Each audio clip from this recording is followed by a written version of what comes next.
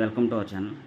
కేంద్ర ప్రభుత్వం ఒక మంచి గుడ్ న్యూస్ తెచ్చిందనమాట. అదేంటంటే 10 లక్షలు వార్షిక ఆదాయం ఉన్న వాళ్లకు ఇక నుండి గ్యాస్ సబ్సిడీ తీసేశారు.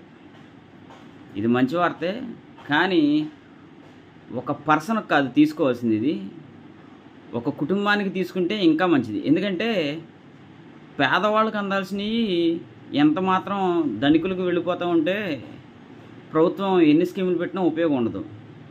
అందుచేతన ఈ 10 లక్షలు అనేది వార్షిక ఆదాయం కుటుంబానికి పెట్టండి. ఏంటంటే ఇదివరకు రేషన్ కార్డు ఉండడం మూలంగా ఆ కుటుంబం ఎంత సంపాదిస్తుంది ఏంటి అనేది ఖచ్చితంగా ఉండేది. అవి లేవు. పింక్ కార్డ్ అని, వైట్ కార్డ్ అని, ఇలా కార్డ్స్కి ఉండేవి. ఇప్పుడు ఎక్కడ అవి కనిపించట్లా. ప్రతి ఒక్కరు ఇండివిజువల్గానే తీసుకున్నారు.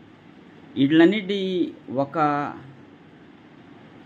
దాని కింద తీసుకొస్తే ఇలా 10 లక్షలు సంపాదించే కుటుంబంకి సబ్సిడీ గ్యాస్ ఇవ్వాల్సిన అవసరం లేదు.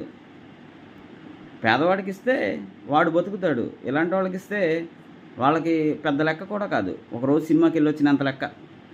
దయచేసి ఇలాంటివి ఇంకా అరికట్టాలని ప్రభుత్వాన్ని కోరుకుంటున్నాను. Thank you.